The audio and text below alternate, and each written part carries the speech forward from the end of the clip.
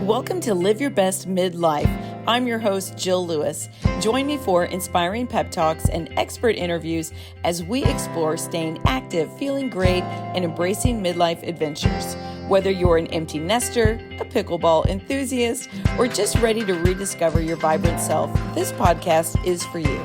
Let's make our mid-years our best years. Now, on to the show. Welcome back to the podcast, Live Your Best Midlife. I'm your host, Jill Lewis. And today I have a very special guest. This is Ali Damron, who will be joining us.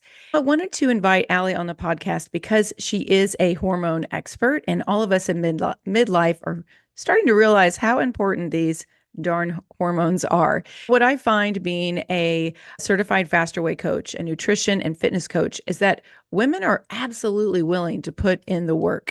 But a lot of times, it's almost like we're trying to work too hard. And we're not realizing that we're missing a big piece of the puzzle. So I often talk about working smarter, not harder. And today's guest is going to help us do that very thing. Ali, like I said, she's a women's hormone and health expert. She's the host of the Ali Damron Show podcast, and she helps women simplify hormones just so that you can live and enjoy your life to the fullest. So that very much aligns with my goal for all of my clients as well. I'm so excited to bring Ali Damron on to Live Your Best Midlife. Ali, thank you so much for being here on my podcast. I cannot wait for my audience to hear all the things that you have to say about women and midlife and hormones and how you can help us. Yes, I'm so excited to be here. Thanks for having me. Sure. Let's start out by you telling us a little bit about yourself, because there's one thing that we're not really going to dive too deep into, but you are a licensed acupuncturist, which I just think is fascinating. I've never really known anybody that does that. So anyway, I want to hear your background. Tell us a little bit about that, and then how you got into helping women with their hormones. Yes, absolutely. Long story short, I started in college as a personal trainer. I grew up in Western Nebraska where health really wasn't anything, specifically prevention or anything like that. And I witnessed quite a few adverse health events in my life through family members. And so I just became interested in it. And I honestly liked to work out. I was not the most athletic kid, but it was interesting. And I was like, I want to know more about this. And so I started there and got into it. And from there, I've worked in so many different settings, from corporate wellness departments to extreme weight loss camps in California to like boutique, like personal training studios and things like that. So I've worked with a lot of women then. And when I was a personal trainer, I realized that, and this was back like in the early to mid 2000s. And we were talking about this earlier, but it was one of those things where like the workout was like the star of the show, and like nutrition was, people knew it was important, but we didn't have apps, and people would just come to my clients and be like, I eat healthy. Okay. Like I just take their word for it. Like, okay, great. Then let's work on your workout.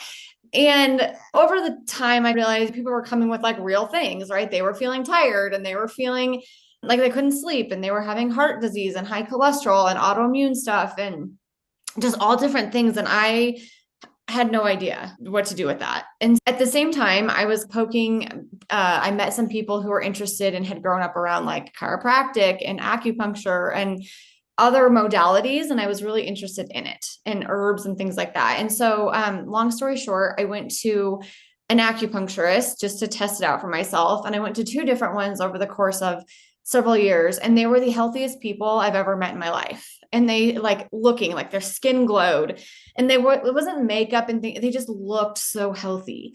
And they were talking about different things than I had ever heard, like eating vegetable. And it wasn't like a breakthrough thing by now by any stretch, but for me, it was like eating vegetables at breakfast, or not eating so many grains and highly processed foods, and just different things. Because even like where I had been, if you think back to that time, even like the extreme weight loss camps, we did a lot of 100-calorie packs. We did a lot of bread, still a lot of oatmeal, which is not bad, but we still really hit the processed food hard. Snack wells, all of that stuff. And so when I went to these people, this whole food nutrition idea was really hard for me, because I just couldn't understand it. And I had never eaten a vegetable before, but B, like so fascinating. Oh my God, these people like live so different than anyone that I've ever been around. And so I became really fascinated in it. And I had always in my life wanted to be an entrepreneur. I just was not sure exactly how to do that or like what to do that in. And so it just over time, it was like 2008 when like my corporate wellness job dried up. And so I went back to school to be an acupuncturist. And in acupuncture school, it's a 4-year master's degree and you learn everything. So you learn musculoskeletal and women's health and cardiovascular stuff and chronic pain and all kinds of stuff. You learn every system. And at the same time, at the end of school, became a mom and realized, shockingly, like the lack of not even care, but I guess information around women, like pregnancy, right? There's all the books and lots of information. But I was like floored when I had my first baby at, oh, you just did this big thing. Now you get to take care of this baby with no sleep and no recovery. And here you are.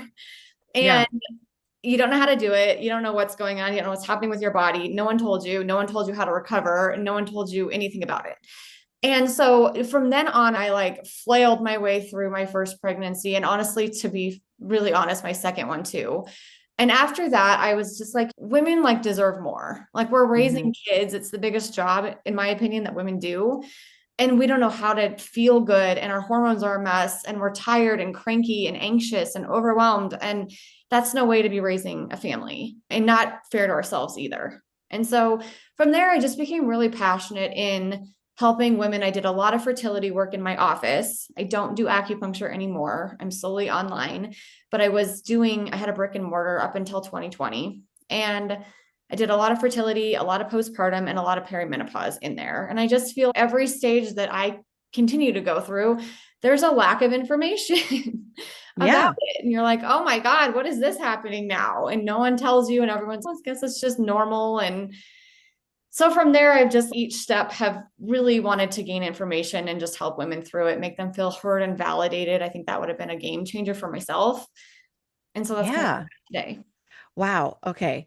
So, first of all, going back to when you said the 100-calorie packs and the snack stuff, I always tell when my clients first start with me, that's one of the very first trainings I tell them about myself was I was like snack generation. When I was going through high school it was fat free. I would eat like an entire box of snack cookies Totally. You because never get it was full. fat free. You're It was fat starving through the whole free. thing. I know. Always It's hungry. so funny. And then the same thing with the 100-calorie packs. Yeah. I would live off of like 100-calorie pack because it's something about that number. Oh, it's just 100 calories. Or like I would live off of eating like a protein bar because it was 150 or 200 calories. And I'd be like, okay. And there was something about seeing Yeah. that number that I was comforted by that almost, which is a joke looking back on it Totally. instead of just trusting myself to just eat real food until I was satisfied. But that wasn't back then, like real food really wasn't even a thing. It like really oddly enough, when I look back at some of the trends that like we've gone through in all of these regards, it wasn't like massive amounts of cardio, hours and hours a day was like in and eating air. Truly. Yeah, Those exactly. you could eat an entire box of 100-calorie packs and feel like you threw it out the window.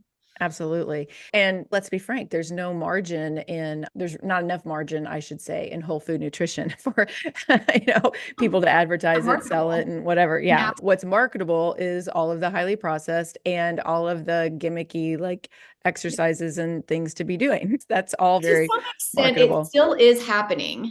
Yeah. Like, I think that we're getting into more whole food nutrition, but it still is absolutely happening with the marketing around certain supplements and protein powders and things like True. that, promising X results that may or may not be true. Some of it's anecdotal, it's a broad statement, but it is different now, but it is still happening, I think. Yeah. Now I think That's it's protein, right? So it used to be low fat, then it was like low carb. Now it's high protein, and like you get like high protein bread or high protein crackers or cereal or whatever. chips. You get high protein Yeah, chips. It's yeah. crazy. It's still just very highly processed stuff, but they just go with the trends and everyone wants I their protein. know. So So weird. true. So true. One thing I find, Allie, is with working with women, it's women will put in the work. Like we absolutely, you say what I need to do. By gosh, I'm going to work myself into a frenzy to do it. And Mhm. sometimes I just think, man, what are we missing here? Because women will work themselves to the bone trying to do all the things to be all with in regards to losing fat but there's got to be a missing component somewhere because some of them Yeah. are working out a ton. They're tracking everything that they're eating, but they're just not getting the results that they want. So, what would you say is what's that missing piece? So I think that a lot of it honestly is like the non-tangible things that's Mhm, hard because someone can tell you you need to eat this macro split, you need to do this mhm, workout this many times a week, and it's black and white for our little mhm. black and white brains in a really gray area. And I want to first start this conversation with saying everyone's in a different spot. Stress is different, genetics are different, weight's different, body composition, hormones, like we're all in a different spot. So the fact of saying that one thing can work for every single one of these women is not true. It could be a component, but we have to look at each woman. So I actually think that one of the biggest things that's missing is, and I know I say this a lot, but like the regulation of the nervous system is a big thing. And I think that on Instagram, the idea of cortisol regulation is big right now. Everyone's talking about cortisol. But I think that, again, we want to take the supplement, we want to take the powder, we want like this checkbox thing. Okay, I Yeah. did this thing. I'm going to take the HRT, which none of these things are wrong, but we want the checkbox thing when in reality, it's the small things that like you can't necessarily measure all the time. So it's slowing down, it's getting your sleep. It's not scrolling your phone all day long. It's having authentic connections and friends that you don't need to perform for. It's setting boundaries in your life. It's saying no to things. It's eating nutrient dense foods when your kids are in sports 100 times a day. It's just those things I think are what we're missing. We're recording this on December 18th, and everyone's in a frenzy right now of trying to clean their house meticulously for their guests and pack the car and pack or wrap the presents and get the perfect thing and go to the school party. And some of it's got to give. I think that Mhm. each generation, we just require more and more out of women. And I think that with the addition to social media of people decorating their houses perfectly and looking like they're like show homes and they're perfect presents and their kids are perfect and their food is beautiful and the serving of it, like it's just so much Yeah. that I think it breeds a lot of fear, shame, guilt, grief, disappointment in women, which really activates that danger part of our brain, which just spews out cortisol and adrenaline.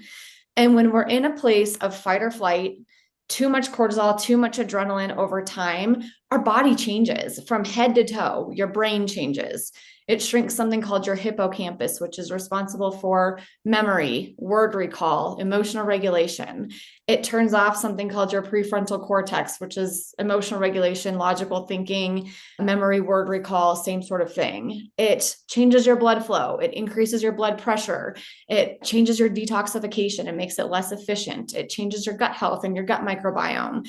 It causes chronic pain and symptoms. It changes your hormones because when your body's in a stress response, it needs your minerals. So we're like your B vitamins and magnesium should go to all these other functions. It just goes straight to the stress response.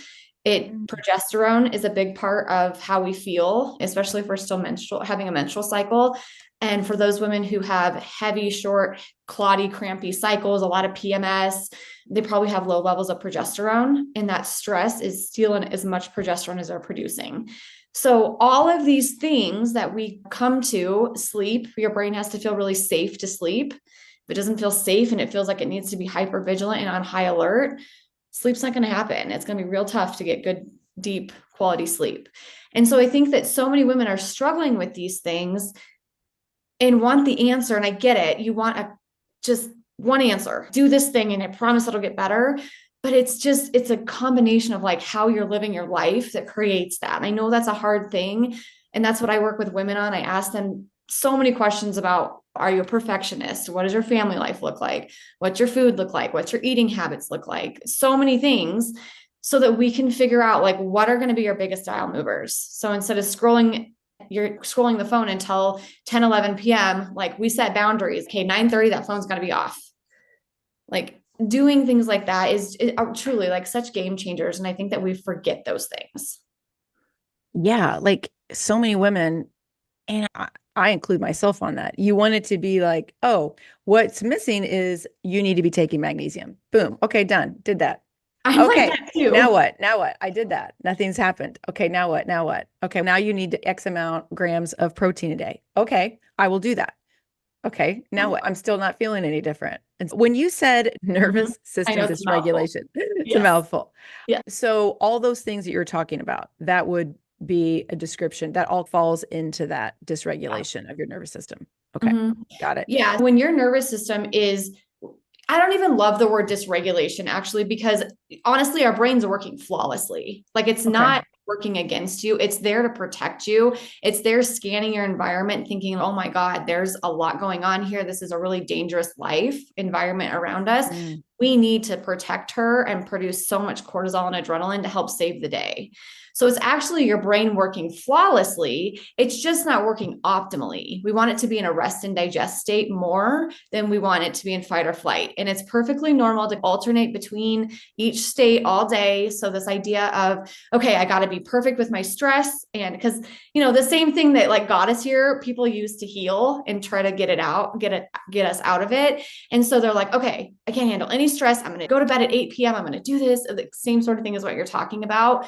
When we fixate on fixing ourselves, I think that also contributes to it. And so it's more like being self-compassionate and doing things. You said this on my podcast of with food. Is this food going to help me or hurt me? Is it moving the dial forward or not? And so I think like looking at lifestyle things of that too is so helpful. Absolutely. Yeah. And that's the thing when obviously I'm encouraging women to link arms with me. Let's do this, my 6-week program together. And I throw a lot of like things at them. I always call them, got all these instruments in my tool belt that we're going to try out for you and see if they work for you. But I always follow that up with, but that doesn't mean that if you, for instance, if intermittent fasting doesn't work for you, that doesn't mean that you're failing. If you're not fasting 16 hours a day, this is always something that comes up every time I have new clients, is that someone, or maybe it might even be a few of them, will be like, I'm failing at the fasting. I'm just not fasting for 16 hours. And I'm like, oh my gosh, you're not failing. You're not failing at all. Like you are listening to your body, what it's telling you. That's amazing. And I call the 12-12 fasting 12 hours, eating 12 hours. I'm like, I call that just like my family's way of living in the 1970s. My mom like closed the kitchen. The cafeteria was shut down at 8 p.m. and she opened it back up at 8 a.m. Like we could not go in that kitchen and open a cupboard or we would have been in major trouble. But that's like just normal kind of pattern of eating. And I'm like, that is perfectly acceptable.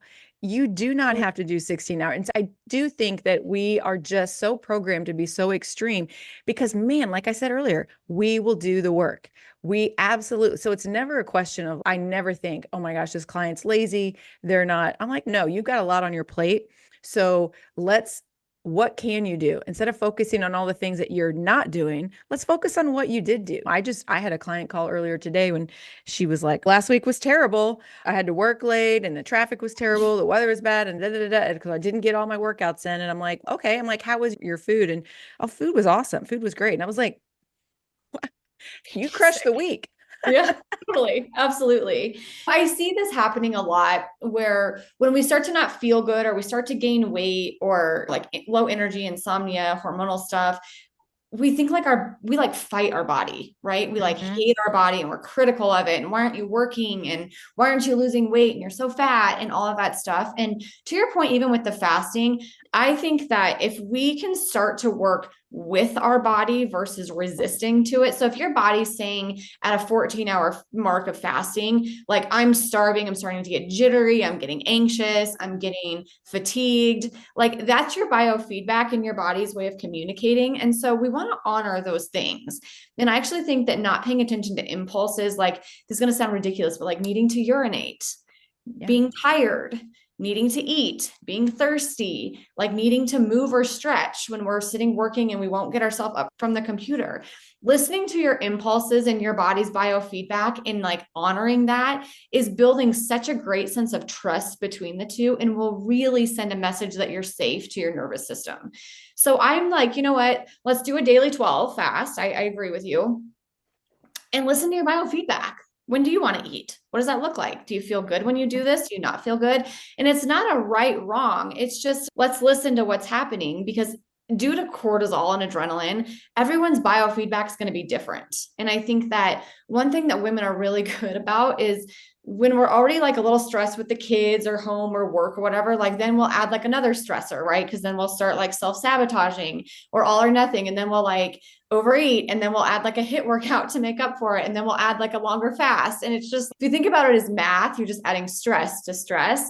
Whereas like we need to balance the stressors in our body. So if you're, so for example, I tell my clients that if you're really stressed in work, for example, don't do a 16-hour fast. Start your day off at 12 hours with 30 grams of protein, and like really set the stage for your brain. Like you're going to take care of it today. You're going to do what it needs to.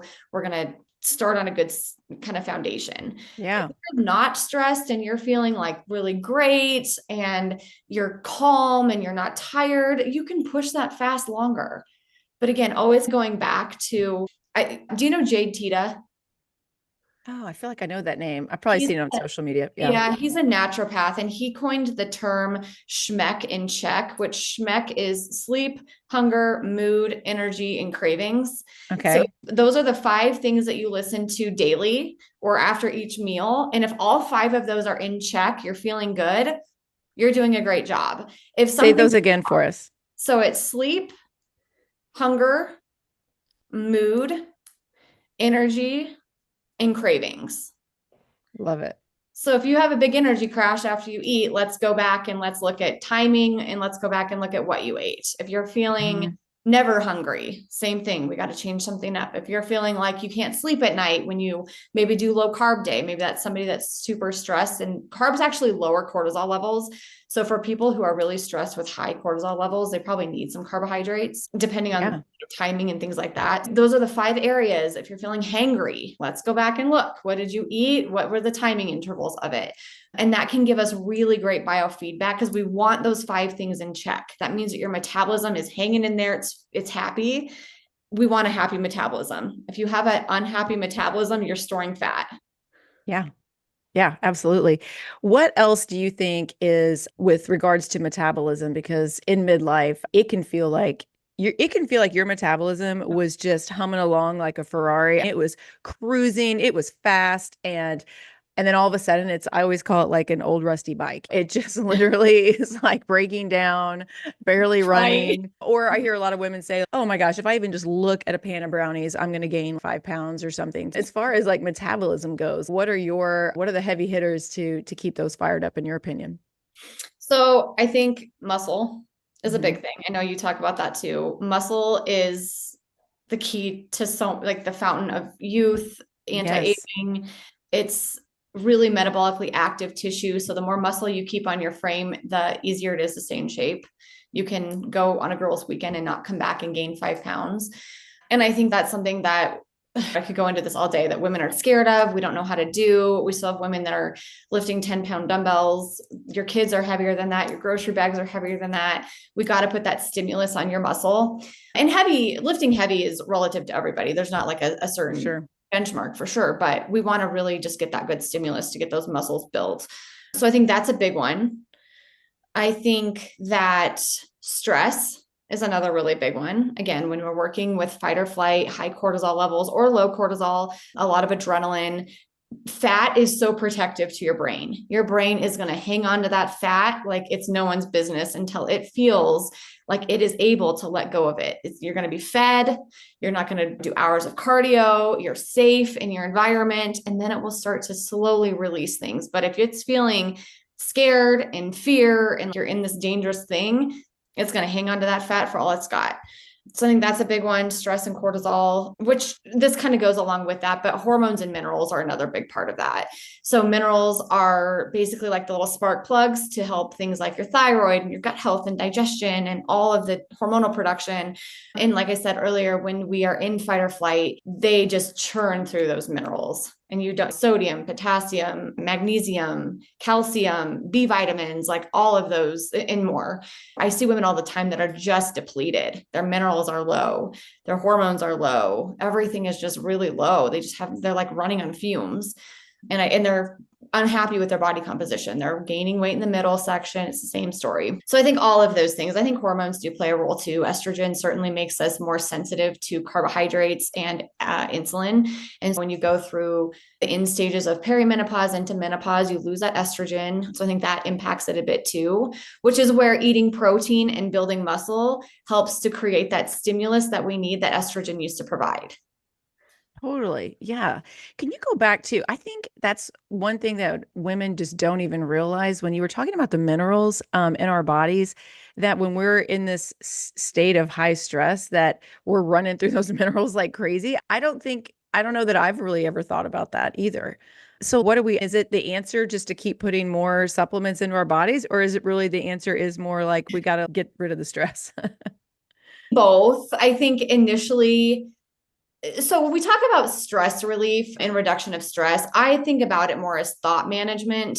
I think like certainly the infrared saunas and the meditation and the breathing, like all great stuff, gonna help. If anything, sitting in a sauna, you're not, running around chaotically. So you're going to have to sit there and be in the sauna. So that's great for you. In addition to the benefits of that.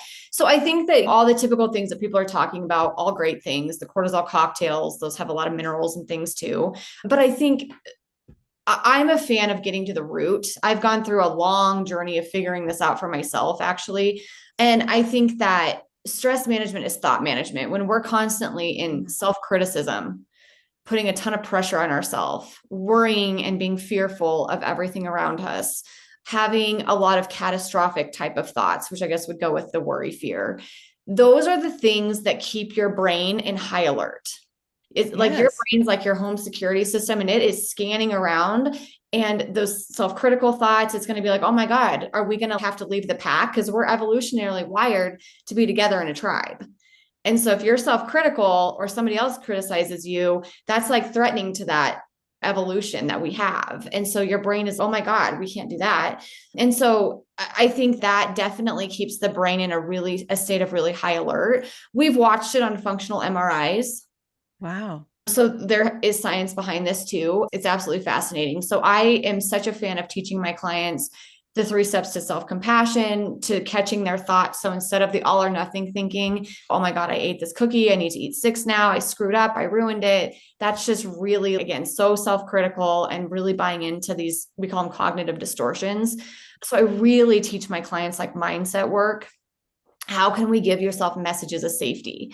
I actually posted today on my social media, one of the best ways to do this is to slow down. So if you watch women, and I am so guilty of this, scrubbing the kitchen counter, like we are like scrubbing it and going so fast, like we're being chased by a bear. We're rushing around. The vacuum is just fast and heavy. We're driving fast. We're shoveling food in our face. Everything is so fast and chaotic, and we're multitasking and we're scrolling and getting a million pieces of content per minute. That all is you're being chased by a bear. Yeah. So we want to send the message that like we're good in this environment. So think about how you are on vacation when you're like laying on the beach and like your shoulders aren't in your ears. You're not bracing for the fight in your body with tension. You're eating slowly. You don't have a million things in mind. That's more of how we need to be in real life, to feed back your brain that says, we're not being chased by a bear right now. Like this office I'm sitting in right now is real safe. And I think if we can start to do that, and that's not a sauna, that's not a supplement, that's not a fancy breathing technique, that is literally just slowing down, teaching your brain that you're okay. It's starting to catch those thoughts and release them. I think which again goes back to your question originally, it's not tangible to absolutely. And it's not, but it's just immediately I'm like, okay, I do all those things that you were talking about. The eating too fast is unbelievable for me. That is probably one of if I was going to pick anything that I really need to improve upon, it is I blame it on being the youngest of 5 kids, but I think it's, I'm sure that didn't help. I know, but I still need to fix this. I shove it in. Like just it's almost just someone's just going to grab it from me if I don't eat it. It's ridiculous, but I've got to stop doing that.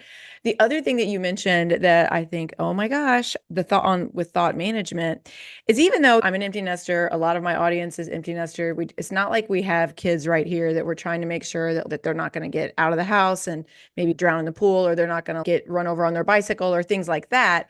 My stress is more of, okay, my daughter is finished with college break and she's driving back to college. My son is on a vacation with his buddies. They went to in Germany. They were in like Oktoberfest or something. You're just like, oh my gosh. But it's like these stressors of where I just get these thoughts in my head, like, what if something happens? And I talk to a lot of other moms about this. But when you say catastrophic thoughts, I immediately go to this where like we think about our children and we'll be driving down, or I'll be driving down the road. And the next thing I know, I am fully in tears because I have imagined the most god awful worst case scenario of one of my kids, something happening to my husband or to the kids or to the whatever. And I just think, I am a mental case. Why am I doing that? Keep in mind, again, I'm a big fan of understanding it versus fighting it. So your brain is just trying to protect you. It's just trying to say, hey, this thing could happen. It's very unlikely, but it could. And if it happens, we're going to be so prepared. We already knew it was going to. We're going to work through all the case scenarios of it. We're going to know exactly what we're going to do. We already knew it. So you're not going to be shocked when this thing happens. And it's trying to prepare you for it. But we know that, and you can visualize this when you watch a scary movie or like in that situation, our brains don't know the difference between it really happening and us thinking about it. So you can probably feel your heart rate. You can feel the tears. You can feel the tenseness happening, which means that your body's preparing for that event to happen. And so I am a huge catastrophic thinker. This has been really a thing in my life. And so what I have learned for me is to recognize that it's catastrophic thinking. So when I do it, I'm like, oh, there it is. We do this. Here it is in all its glory. And instead of buying into even the content around it, I just am like, you're catastrophic thinking. And I really then try to steer myself away from that. And if it sometimes lingers a little over here, like playing out, but I don't buy into it. So it's like a toddler on the floor screaming for a lollipop. After 10 minutes of them screaming, you don't want to give them the lollipop because that reinforces that behavior. You also don't want to yell and berate them on the floor. You just simply disengage.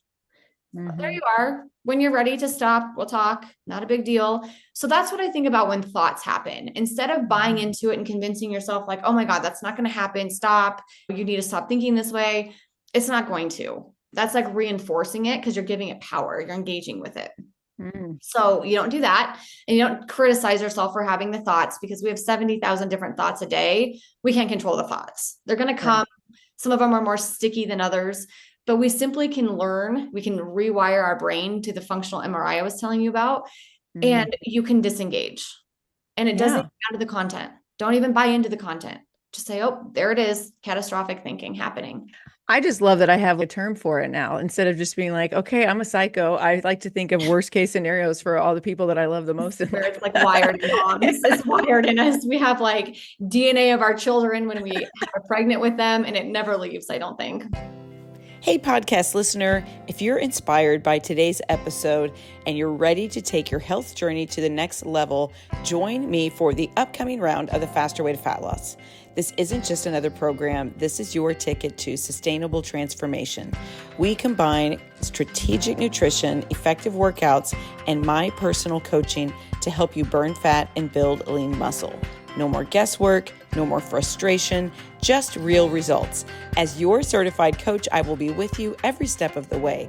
Together, we will unlock your body's true potential. Spots are filling up fast. Head to today's show notes to get all the details how you can sign up for my next round of the Faster Way to Fat Loss. I think, when you were saying a type A person, I am a very controlling person. I think especially when it comes to myself, and I think that's probably one of the hardest things about letting your kids grow is that you just have to just keep your mouth shut and let them do their thing, because I yeah, I'm in my mind, I'm playing out just multiple scenarios all the Oh time my about God. different things. And I just try to go, okay, zip. I have just embarked on sixth grade, and it's been like we're almost at Christmas break. And this whole semester has been so hard for me in that. Like I was going to say, yes, we catastrophic think about the pool and the kids drowning when they're two, but your kids are in Germany, Mhm. like Yeah. clear across the pond. You know what I mean? I can't do anything. I know. I just don't think that part really ever gets better. And I think as moms, I used to tell myself, like, oh, I'll stop worrying or it'll get easier better than I do. It doesn't really get easier. It's just I the know. same. And then they're gonna meet and fall in love with someone and possibly then have children. And then you have that many more people I don't know how all you grandmothers out there do it, because I think I've got to have more people to be worried about. I know, totally. And I'm a control freak too. And for anxious people, like uncertainty and lack of control are really the triggers. So it's My just about working family, with they that. laugh at me because I cannot handle, like, I will not watch scary movies. I have to know how it ends. So we actually went to see the Gladiator 2 movie over the holidays in November. Mhm. And I was like, man, it's not a movie I want to watch. I knew it was going to be super violent. And, but I thought, okay. So on the way there, I'm like, the whole family's going. So of course I want to go with the kids and my husband. So I'm on the way there. I'm just on my phone while they're all talking. And I just read the whole plot synopsis so that I would know, okay, all right, cool. Now I can watch this. I know exactly. Yeah. And I just Yeah. told them, I go, hey, just FYI, I just read exactly what happens in this movie. So if any of you get freaked out, I know what happens and I'll be good now. And they're like, what? I can't believe you just did that. And they're like, Mom, that is absolutely wild and insane that you do that. I go, sometimes I do it with books too. Like I can't Yeah. handle, it's like Yeah. that unknown. I don't know. I would much rather know what happens and then I feel like I can enjoy it Yeah. versus this I get whole that. like stress. If it's like something really stressful that you're reading about, I'm like, I just have to know. I gotta know. I can't deal with this. I can resonate with that actually. I watched this movie called The Carry On with my husband just a few nights ago. It's just like a Netflix thing and it's about a bomb and a plane and whatever. And I had to close my eyes numerous times and be like, okay, they're getting paid a lot of money for this. This is all Yes, fixed. They're acting here. It's all going to be okay. And if it's not okay, like they're still alive, they're actors. Like just totally. so many times that I've had to do that. All right, I feel a lot better, Allie. I'm not the Yeah. only one that's out No. there having No. these insane. It's a lot of thought management. I'm gonna be working on. Yes. And honestly, like that's part of what I think is so awesome about some of the work that I do and what I try to provide is women sit in silence and they're like, what am I doing? Why am I thinking this? We're all Hmm. thinking the same thing. We're Yeah. all doing it. And so I think it's really empowering. And I think it creates so much safety in us to know that we're not crazy and that everyone else is Yeah. doing the same thing. And so I think women just need to be heard and validated. Oh, yeah, no, I do that too. Really Absolutely. normal. Absolutely.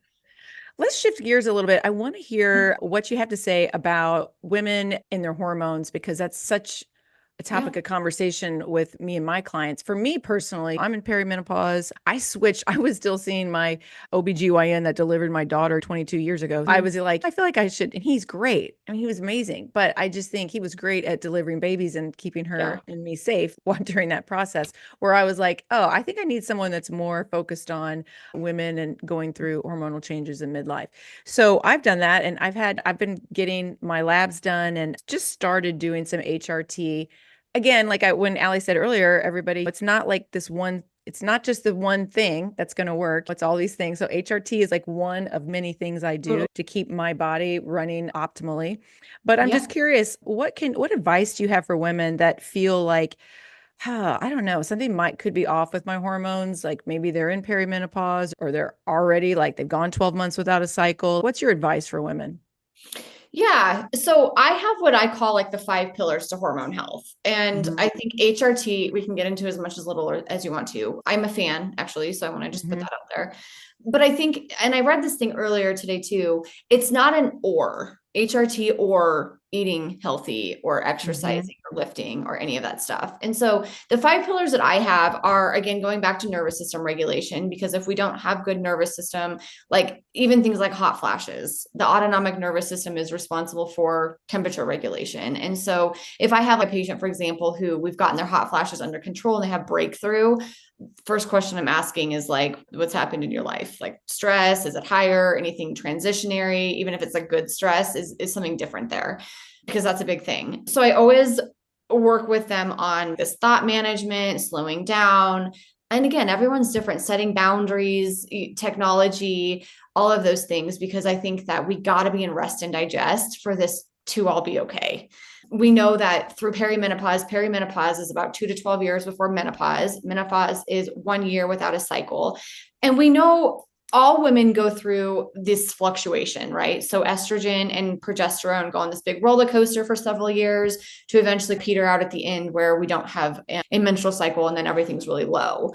Some women go through it pretty scuff-free, like maybe have some symptom. Everyone's going to have some symptoms of it, I think, to be honest, but mild versus severe. Other women are absolutely debilitated by perimenopause in so many regards. And looking at that, like we're all doing the same thing here. What's happening? Why is yours so much worse than this woman's?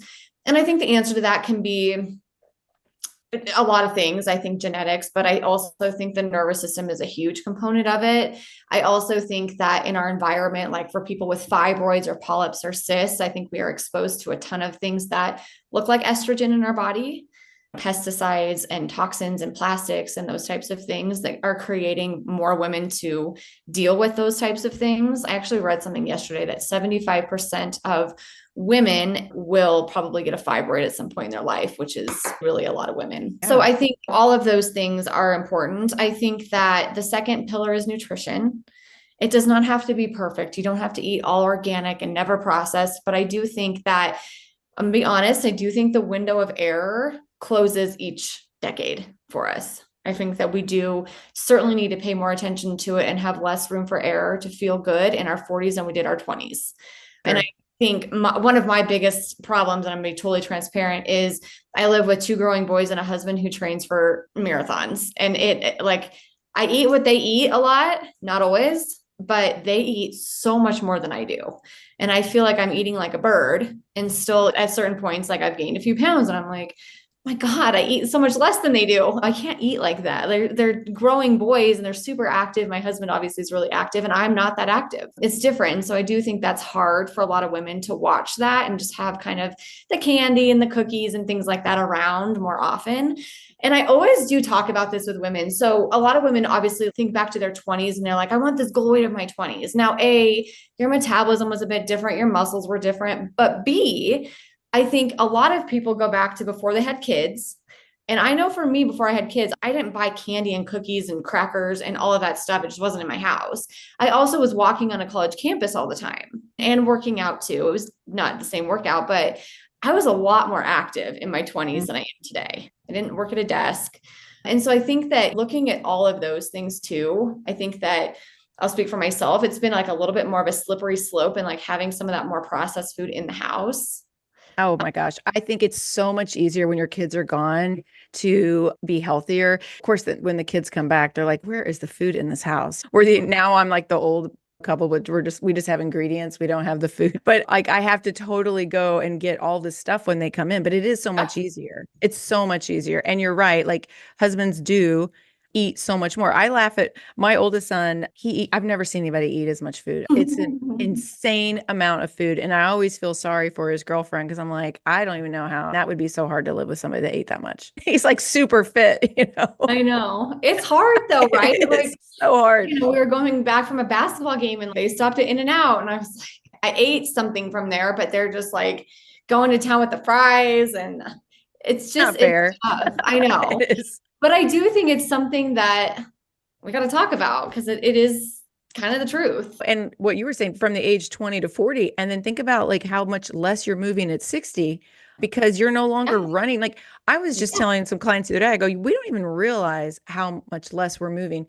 When your Yeah. kids were at least in high school, you were walking up and down bleachers, I don't know, a Yeah. few days a week. You were Yeah. having to still like go take them places. You were going to events. Maybe you were watching them do a cross country thing where you had to hustle over here and hustle over Yeah. there. And you're just Yeah. moving more when your kids are at home versus when they're Yeah. not.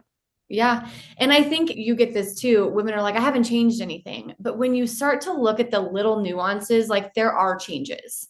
Yeah. I've had quite a few patients even recently that have come and they're like, yeah, I finally started losing weight. And these are patients who, for a couple of years, were like, I'm eating well, I'm tracking. And I asked them, I was like, so what is different? Because you've told me for a lot of years that you've been tracking and just got frustrated. And they were like, I had to get really honest.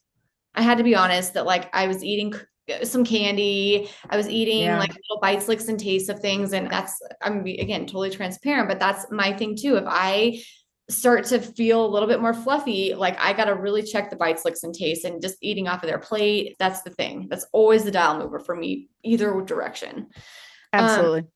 and then I think hormonally, we talk about protein is huge. We talk about fiber is huge. I know you guys talk about that a lot in Faster Way.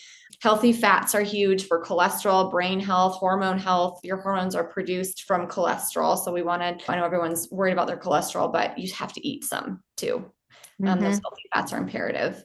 I always tell my patients, like, fill up your plate. The framework is like protein, fat, fiber. And then based on numbers and macros and amounts and stuff, you can change the amounts of that. But that's the framework that I give. Exercise, I think lifting 3 or 4 days a week. And I think you only need to really do 4 to 6 exercises. Mm-hmm. You don't have to go back to the 3 sets of 15, 10 exercises. It doesn't have to be a thing anymore. You can lift and I think it's important to change it. So sometimes I'll do sets of 8, sometimes I'll do sets of 12 or something like that. So it's a bit different weights and things like that, and go through periods of different rep ranges and things like that. And then I think walking, there's so many studies that just show the benefits, vast benefits of every single part of our body to just walk and get steps. Walking, I'm like, okay, I'm convinced walking's the new running. So I know.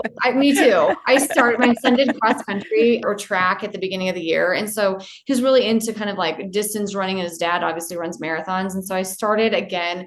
I used to be a marathon runner too, and I haven't done it in 12 years or something. And I started to try to do 5Ks again. And I was just like, why? I love my walks. Like I know you too, just my time. They're so nice. They're peaceful.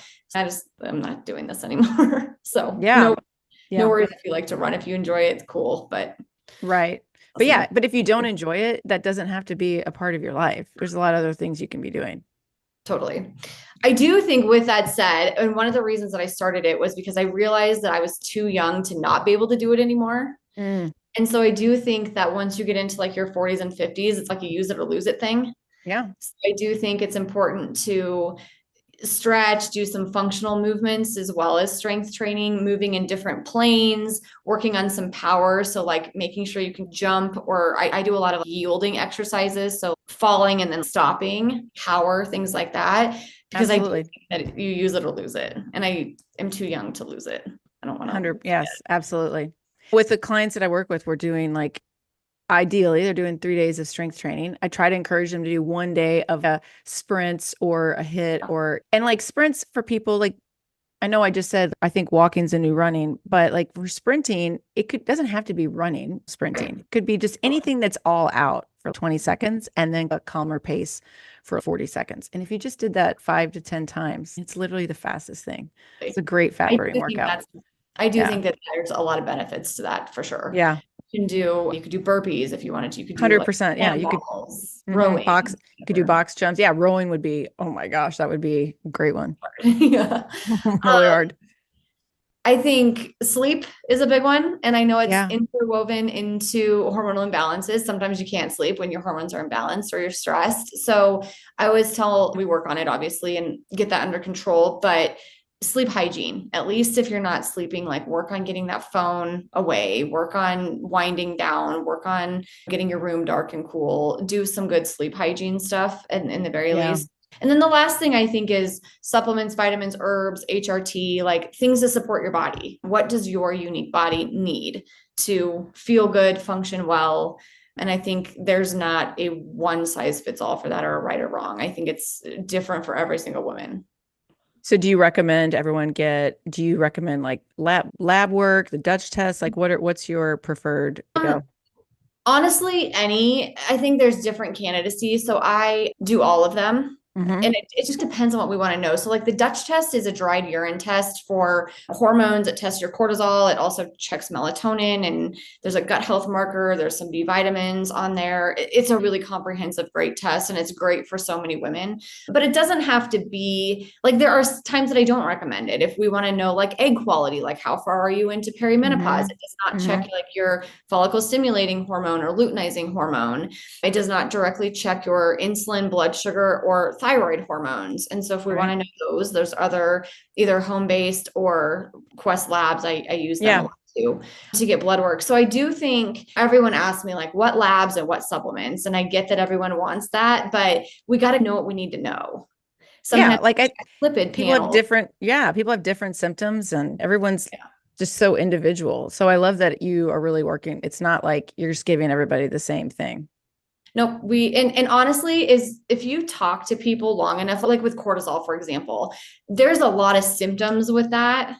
And especially cortisol is part of your circadian rhythm, so it fluctuates throughout the day. And so by asking people the questions, you can really get a good differential into what's going on. So yes, I do use lab testing, but does every single person that I work with have to do it?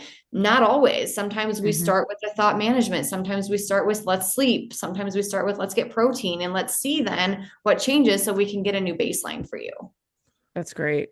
It's like the typical perimenopause in the beginning in my early 40s and telling my just doctor, this was just our family practitioner, just saying, oh my gosh, my sleep is terrible. And I'm like sweating. I'm waking up like in a pool of sweat so much. And he's like, yeah, you're in perimenopause. That'll last about 10 years. And I was like, oh, No, okay. thanks.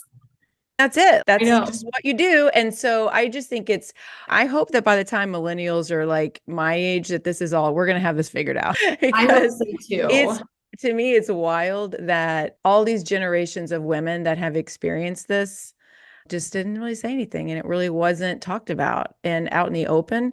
But yeah, so that kind of led me to go, all right, it is definitely time. I've been sweating. I've been waking up with the back of my hair wet and my collar of my pajama shirt soaking wet so many nights for the last 7, 8 years. This is insane. Like so when I switched doctors and I switched my gynecologist and we did some blood work and stuff. And she was like, your progesterone's is low. Everything else was good. And for like about 6 months, I've been taking progesterone, and I have to say, the night sweats are almost gone.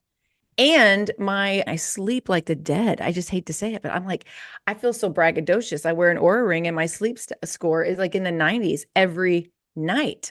That's Progesterone is a like, miracle for so many for a women. 50-year-old, like that's insane. I think that's like incredible. I'm so excited about it. And so I'm actually just had my blood work done again because I feel like my periods are coming a little too often now. And so I'm like, I don't know, we may need to adjust something. So I'm just going to meet with her again and so I think that's something too. Like just because if you go one time and you get, okay, here's my HRT and I'm done now for the next, or I've talked to other women, they'll go, yeah, I tried that for a while and then I stopped. I haven't been back in 5 years. And I'm like, oh, I wonder what made you stop. Like, why, No, I know it's it's an interesting. ongoing I conversation with think whoever your practitioner is. it Like, is.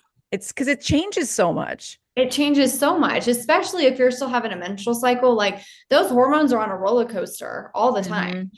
And so, yeah, I think getting baseline numbers before you start HRT is important. And there's so many different types of practitioners out there. Some of them are like, oh, we just go on your symptoms and like willy-nilly not test anything. And it drives me a little bit nuts. But I like to test things before women go on HRT and then go by your symptoms. Some women will start estrogen specifically and start noticing like they're bleeding again, or their breasts are tender, or they're bloated, or they have headaches, or whatever. And it's okay, that's too high. We need to go back down a little bit because truly, estrogen in our life cycle for women fluctuates significantly. In pregnancy, at its peak, it can be like a couple thousand. In our menstrual cycle, in our 20s, at ovulation or right after, it can be like in the hundreds. In postmenopausal, we have less than a man. So it's like less than 10 usually. And so Wow. HRT should get it to be probably around 50 or 60. Go on symptoms for each woman, but it doesn't need to be like sky high. Just enough to support the symptoms, support your brain, bones, heart, metabolism, all of that. And women will feel good. It doesn't need to be like these sky high numbers that some doctors give women. One more thing I just learned recently that I didn't realize, and I just keep doing these deep dives into hormones, is that I didn't realize how like estrogen, it really does affect so many things when it declines. But one of them being that it makes you less sensitive to insulin, which I didn't realize. So that as that declines, I think you had mentioned that earlier. And it's, oh my gosh, what? So no wonder why there's so many things that we have to combat. And when I say I've got like all these instruments in my tool belt to help us out and combat to fight like gaining fat at this age, but there's just a lot of different things happening that are out of our control, but there's also so many things we can do that are in our control. Well, and I think it's also fascinating and so great that we have this now, where some of the air quote age related illnesses like high cholesterol or type 2 diabetes or high C-reactive protein or inflammation in the body. Like for so long, we've seen a cardiologist for these things or an endocrinologist, and they've just been like, well, this kind of happens. Let's throw you on the statin or whatever. It's estrogen. And we can correlate the two directly now. And it's fantastic that we have that knowledge that it's not a heart disease problem. It can be, but it's estrogen that's causing it. Yeah. Yeah. It's crazy. Oh my gosh. Okay.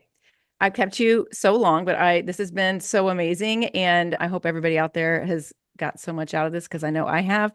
Tell us where we can find you. And I know you have some awesome educational pieces that you have, I think, for free for a lot of people too. So I want you to share all those details with us. So where can they find you, first of all? You can find me at alidamron.com or Instagram at Ali Damron. I do have a podcast called The Ali Damron Show. Yes, it's very good. Oh, thank you. And then I have a YouTube channel that's everything's Ali Damron. So you can do all of that, all of my free resources. You can see it in the bio or the link in the bio on Instagram. So I have a free training called How to Balance Your Nervous System for Balanced Hormones that kind of goes into a little bit more of the nervous system component and what we're missing there. And then I have quizzes and other guides for things. Like I said, a bunch of podcast episodes. So lots and lots of information. If people have questions, I'm always an open book. I'm happy to answer you on Instagram or whatever and try to steer you in the right direction too. Oh, thank you so much. And I'll make sure all that is listed in the show notes. Thank you so much for joining us today, Ali. My pleasure. Thank you. Okay, bye. Bye. Thank you so much for tuning in to Live Your Best Midlife. If you enjoyed today's episode, please hit that follow button. And if you want to help more people discover my podcast, I'd be so grateful if you could take a moment to leave a rating and a review. Your feedback not only brightens my day, but it helps others to find my show. And if you're craving some more behind the scenes action, follow me on TikTok at Jill Lewis Living or on Instagram at Jill B. Lewis.